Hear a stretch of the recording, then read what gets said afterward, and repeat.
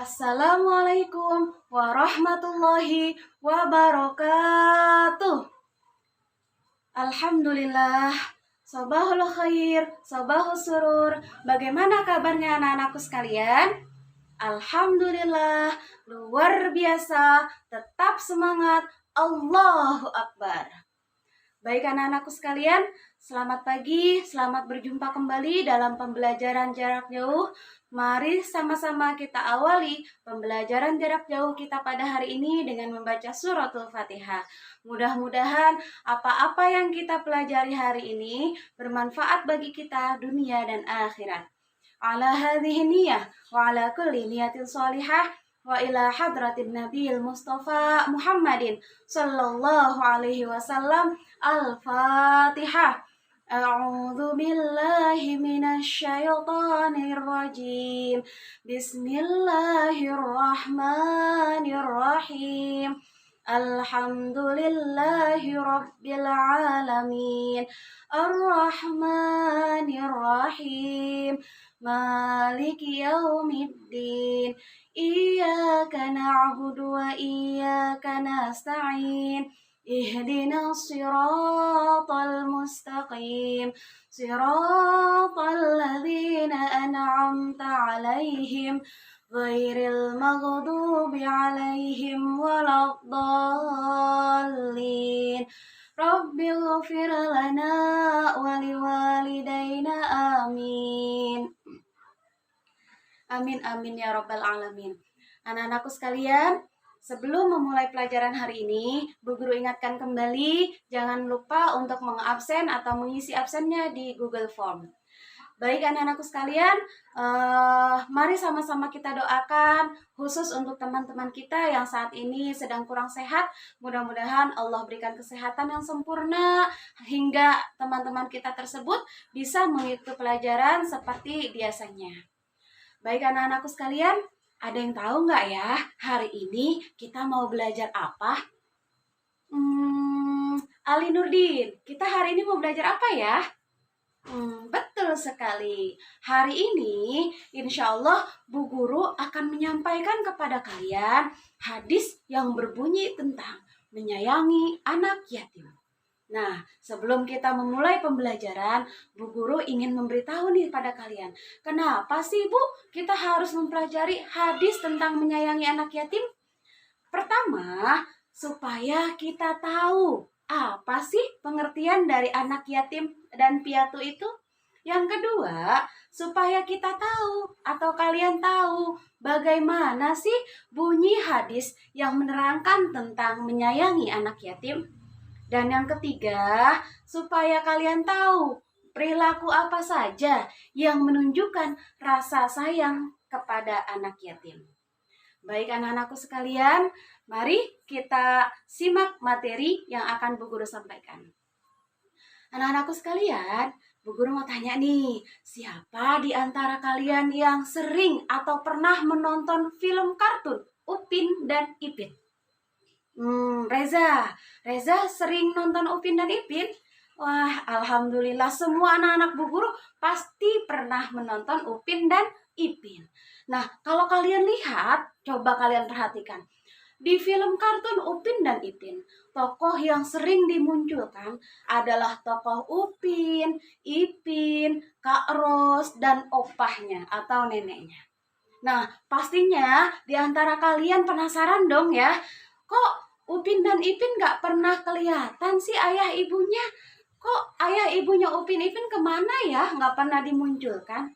Nah, anak-anakku sekalian, Upin dan Ipin adalah dua orang anak yatim.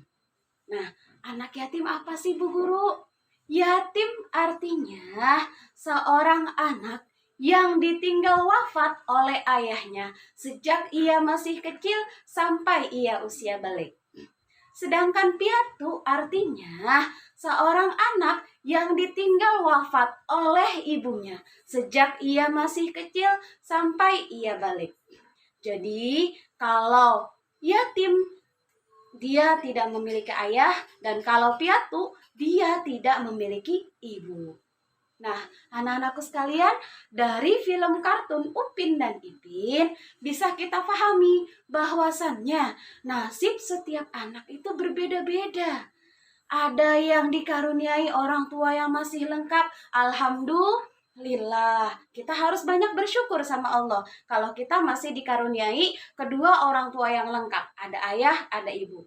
Bagaimana caranya bersyukur anak-anakku? Cara bersyukur bahwa kita masih dikaruniai dua orang tua yang lengkap. Kita masih memiliki ayah dan ibu yang masih sehat. Cara bersyukurnya kepada Allah bagaimana? Yang pertama, selalu mematuhi nasihat orang tua kita. Jangan pernah membantah apa yang diperintahkan oleh orang tua kita. Selagi nasihat itu baik, bagus untuk kita, ayo kita laksanakan nasihat dari orang tua kita. Yang kedua, cara kita bersyukur kepada Allah karena masih memiliki orang tua yang lengkap adalah rajin belajarnya, giat belajarnya. Karena orang tua kita pasti sangat bahagia jika melihat anak-anaknya soleh dan soleha. Anak-anaknya rajin belajar. Anak-anaknya giat dalam melakukan kebaikan. Dan yang ketiga, cara kita bersyukur kepada Allah masih diberikan orang tua yang lengkap adalah dengan cara memperbanyak amal ibadah kepada Allah. Yang mana dengan amal ibadah tersebut, pahalanya juga pasti akan mengalir untuk orang tua kita. Bu Guru, bagaimana kalau misalnya orang tuaku sudah tidak ada, baik ayah ataupun ibu? Harus tetap bersyukur, Nak. Kenapa? Bersyukur karena Allah masih kasih kita kesehatan dan umur panjang. Bersyukur bahwasannya walaupun kita tidak memiliki ayah ibu, tapi masih banyak orang-orang yang menyayangi kita. Tapi masih banyak juga kasih sayang yang diberikan kepada kita. Ya, jadi semua yang diberikan oleh Allah harus kita syukuri. Gitu. Cara kita bersyukur jika kita tidak memiliki seorang ayah atau ibu, cara kita bersyukur bagaimana?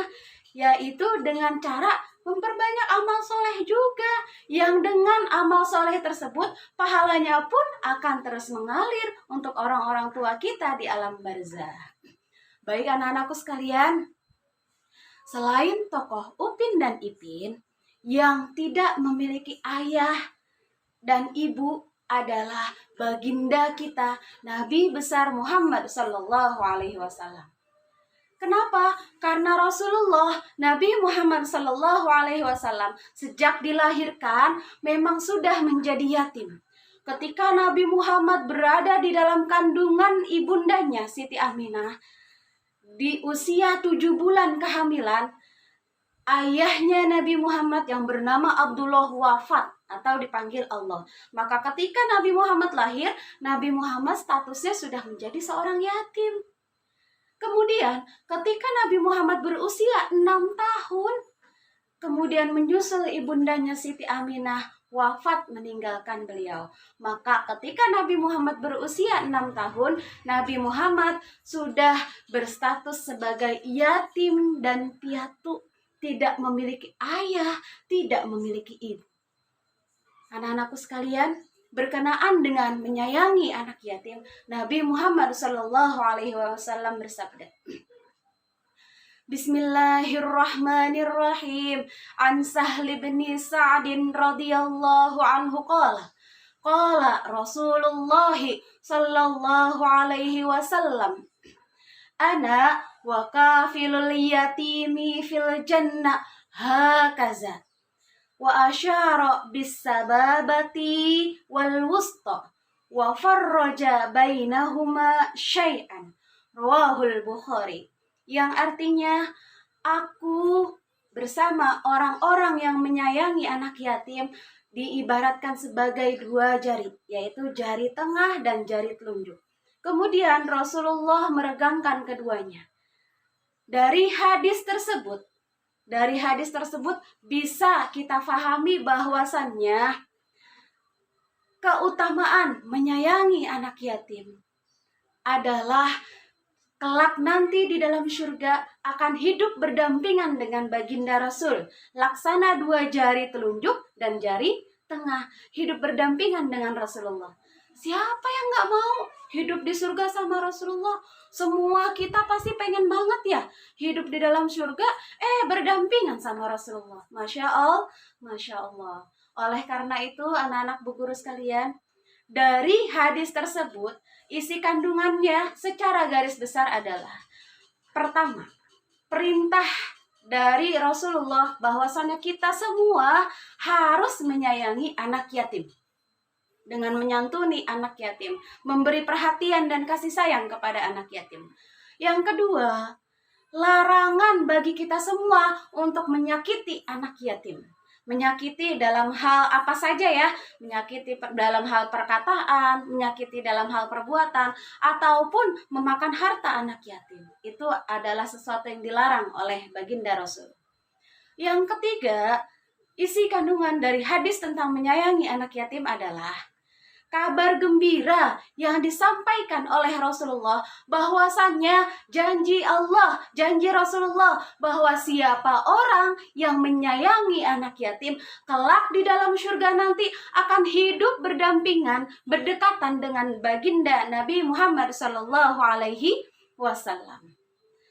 Baik anak-anak Bu Guru sekalian, untuk mempermudah kalian dalam menghafal hadis tentang anak yatim, Bu Guru akan membacakannya sekali lagi, kalian ikuti dari rumah. Bismillahirrahmanirrahim. Bismillahirrahmanirrahim. Diulangi lagi ya, supaya kalian hafal, cepat hafal. An Sahli bin Sa'din. An Sahli bin Sa'din. An Sahli bin Sa'din. Radiyallahu anhu qala.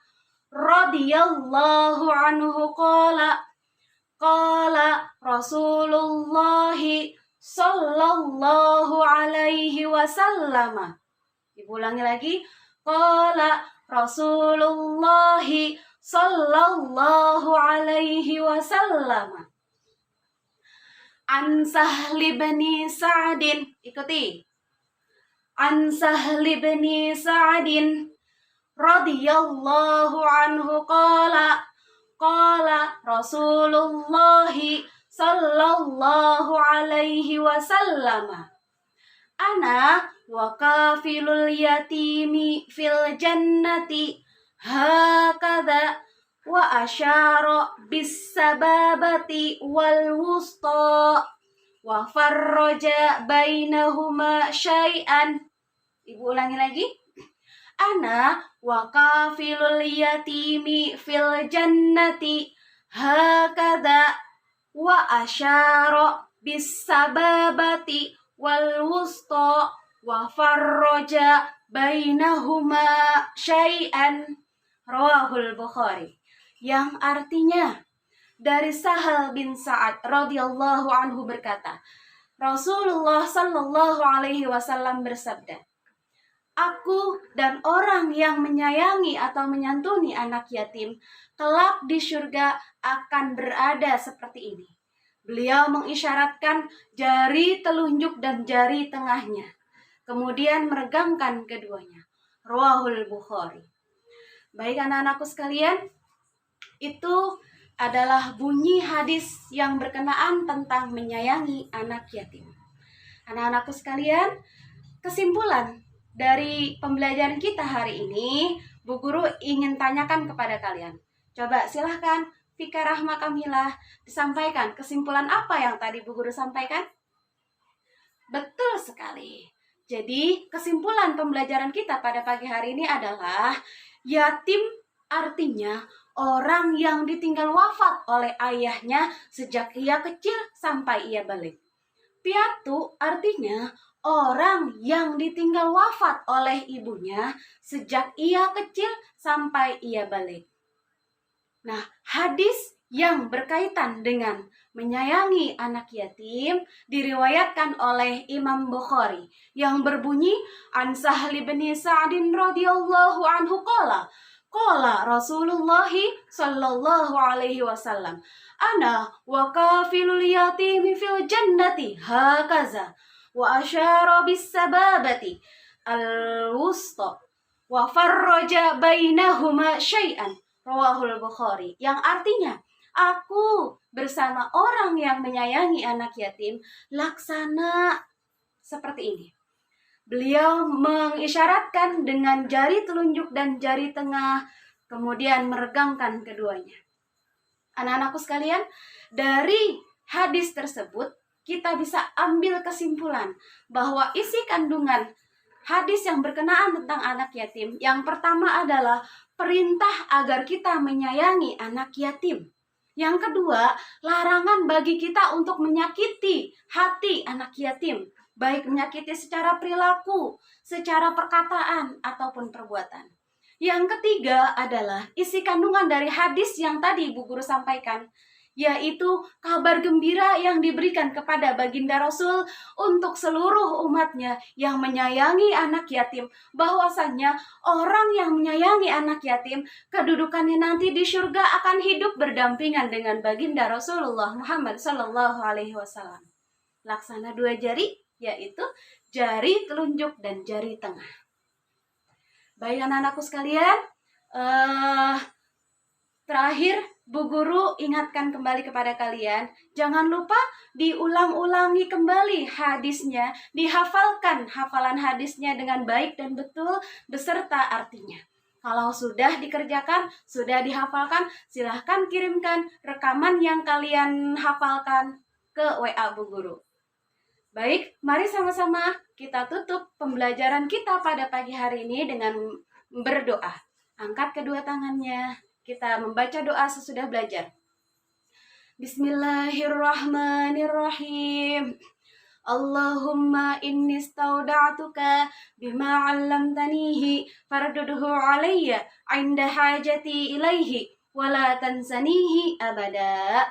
Subhanakallahumma wa bihamdika asyhadu an la ilaha illa anta astaghfiruka wa atubu ilaik. Cukup sekian. Wassalamualaikum warahmatullahi wabarakatuh.